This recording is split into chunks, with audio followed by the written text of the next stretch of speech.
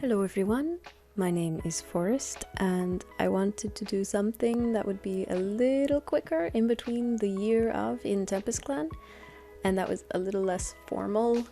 There's a few more cats and more narrative threads for me to work out in year 3, so I wanted to take a little extra time with that, and also I needed a small break from drawing pretty much only cats.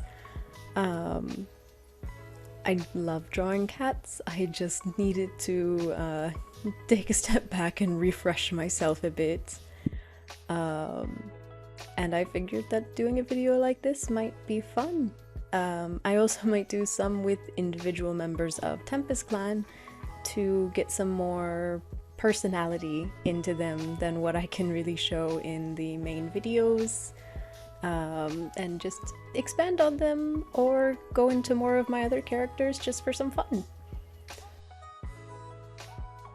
So a small thing about me is that I love Dungeons and Dragons and have played in a reasonable amount of games, maybe a little more than a reasonable amount. I've played in multiple games, and part of what I love about D&D is character creation and getting to test new stories and archetypes and then using them to make stories with a group, and I just adore it so much. I started playing D&D back in my sophomore year of high school, and it's been about 5 or 6 years since I started, which, you know, ages me quite a bit, and that means also that looking at my old art of my first D&D character hurts deep in the soul. But you know, that just means that I have learned a lot since then and grown as an artist, so while it hurts, I can't complain too much. And warning for some incoming really old, really bad art in just a moment. Oh boy. Ta-da! This was the very first piece of my very first D&D character, Jasmine, and oh god, I had no idea what I was doing with drawing any humanish character. I don't know why anyone let me.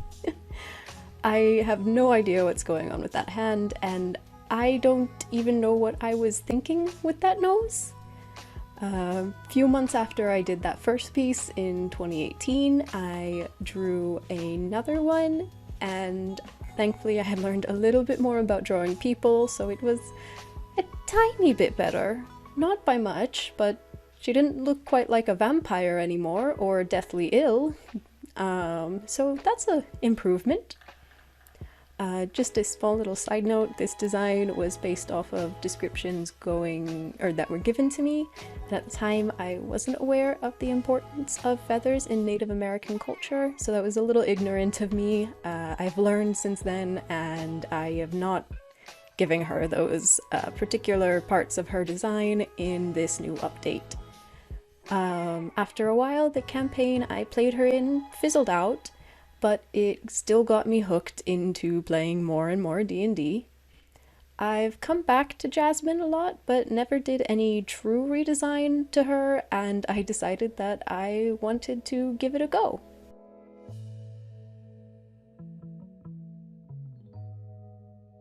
First thing that always stood out about Jasmine's design was probably her scars. Jazz had a super edgy trademark backstory and grew up slightly feral after being abandoned in the woods, so she had a lot of scars to show for her trials and errors.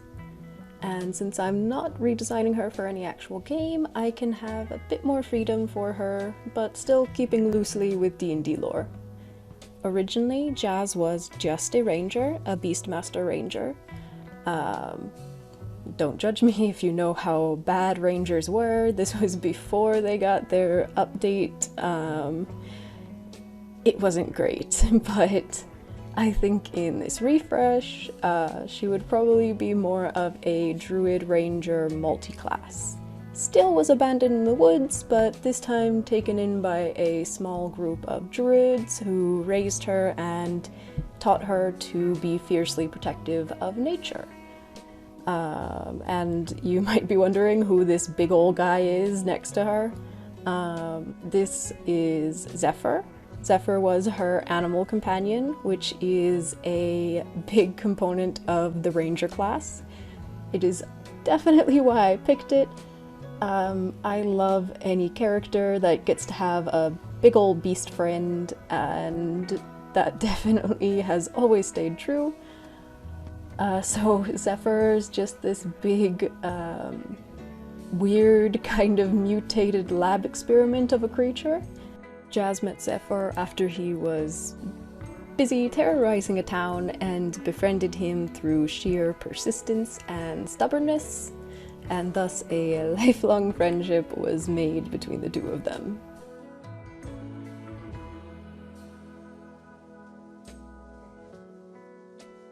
So getting more into the nitty-gritty of my design choices for this update, Jazz's clothes in her original design were definitely a bit too flashy for who she was supposed to be, which was a character who really didn't care about societal expectations and mostly shunned them, so I gave her some really simple just cloth drapings and pants that really just did the bare minimum.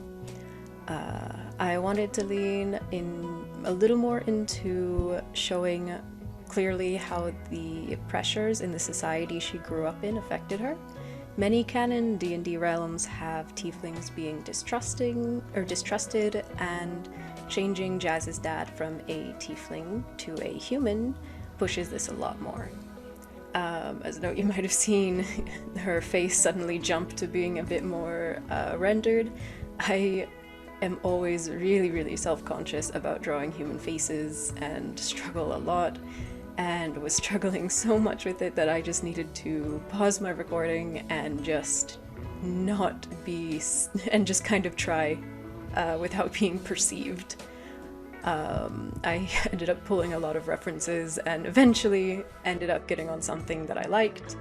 Another thing you might notice is I made the decision, it sounds weird to say, but I ended up giving her one blind eye, and I think that just kind of helps her get a bit more of a seasoned wilderness kind of vibe. It also just shows that even though she's much more at home in the wild, there's still dangers there and they still greatly affect her. It's also interesting because she is mostly an archery-based character, so I'm not sure actually if people who have are blind in one eye, if they are able to do things like that, but you know, for the sake of this, we're saying that she can. I don't care. She's got a cool bow and a cool eye scar. But back to showing the pressures from society, with Zephyr being mostly on screen right now instead of her. Her horns are now more modeled off of a wild goat's horns to reflect her feral tiefling status, but one is deformed due to them being filed down most of the time during her early years of life.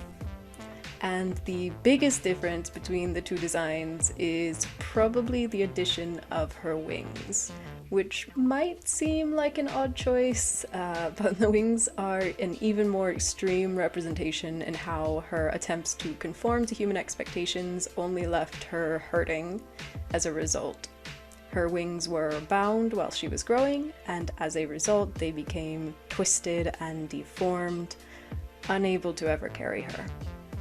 I actually had a really hard time trying to convey that her wings were deformed and not just stylized. Trying to make anatomy look wrong on purpose is a challenge on its own, and I ended up having to ask my friends for some direction, which helped out so much. So PSA, use references when possible and never feel bad if you need to ask for some advice. It helps a lot.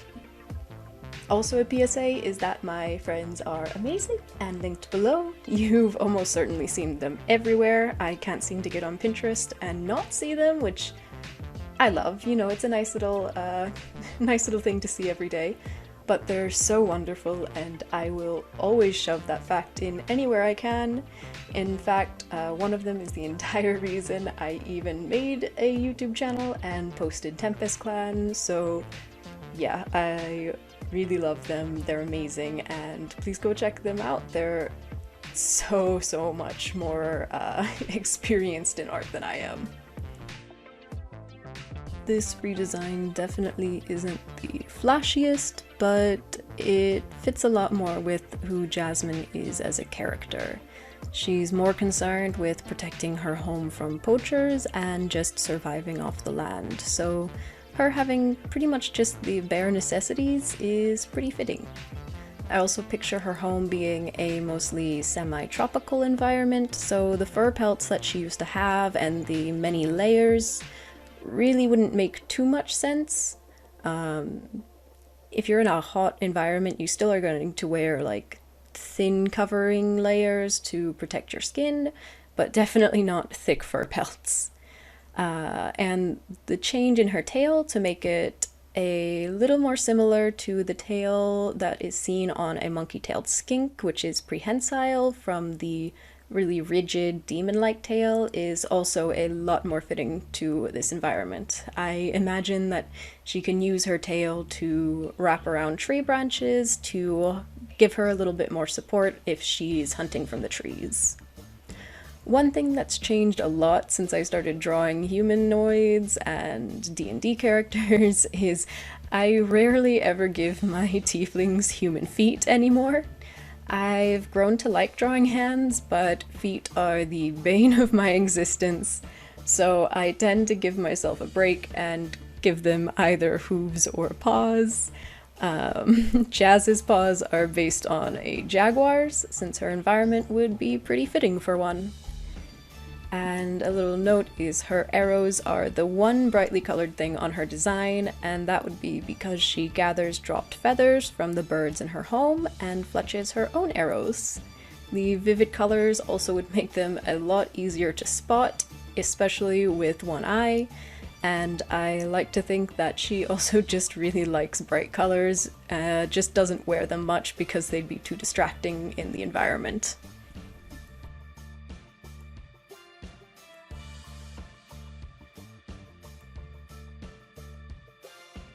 Just to touch a bit on Jazz's most trusted companion here, Zephyr also changed a lot from his original design. He was a mess of colors and shapes, and his anatomy made no sense. I didn't have any point of reference when designing him, and that's probably where the issues with his design clarity originated from. Zephyr is supposed to be a very powerfully built, but sweet and kind of childish character, and I think this does a little more to capture it. His body is made of some big round shapes, and it contrasts with the large and sharp tusks and claws, but he's still got a little bit of a dopey looking expression, even if he does look a little grumpy. I also tried to hint a little bit on his origins as some twisted lab experiment with those visible stitches and the green tinted skin, trying to make him both look natural and unnatural at the same time, and using reference. I found these really fun pictures of sloth bears, and they're just these really intense bears. I'm pretty sure they live in the same habitats as tigers, and because of that they are the bears, I think, with the highest attack rates on humans, because they're just used to being I mean, they share an area code with tigers. I don't know if anything that shared that would be calm. So I like a lot more of how this turned out. I pulled a bit from some extinct synapsids, which were mammalian ancestors. So you can see in my reference program over there, I've got some pulled up, and I think Zephyr finally looks a little bit more like he actually could fit in the world and isn't just the weird amalgamation of a edgy high schooler's dreams.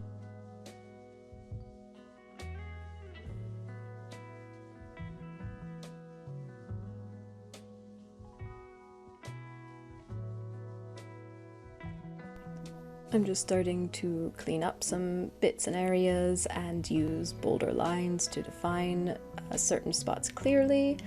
I probably could have kept going with refining and rendering, but honestly, I just did this as fun and to take my mind off of all the fireworks being set off in the past couple days. Because just a bit of personal information, I am very scared of fireworks. And I happen to live in the US, so it is almost 4th of July when I'm recording this, so yeah, not the greatest for me. And you can see me struggling with this hand. I know I said earlier I like drawing hands, but it doesn't mean I'm great at them, I just enjoy them. But with this hand finishing up and doing the last bits of final touches, Jasmine Morrow Seeker has been rebooted. Her narrative is a bit more sensible in my mind now, and seeing these pieces, it really makes me realize how fun or how far I've come in my art journey, just comparing the differences, because dang. I think it's really easy for artists, especially newer artists, to not see the small incremental improvements they make over time. I know I struggle a lot with feeling confident in my art, but doing this redraws and updating designs like this really makes you see that you have actually improved. Even now, there's definitely things I could improve on, like rendering clothes, or being better with faces, or just being a little more patient with shading. But for now, I've come to just enjoy the growth I've had since I first started playing and drawing D&D characters. Anyway, I hope you guys liked this. I have a habit of feeling like I can only post one type of thing, and I'm trying to keep myself from boxing myself in to only warriors. I love those murder cats, but I definitely want to feel like it is okay to do a bit of whatever on here. This is also a lot less editing heavy than a full Tempest Clan video, so it's a nice way to put something out in between working on those. So yeah, I hope you enjoyed, and I will see you all later.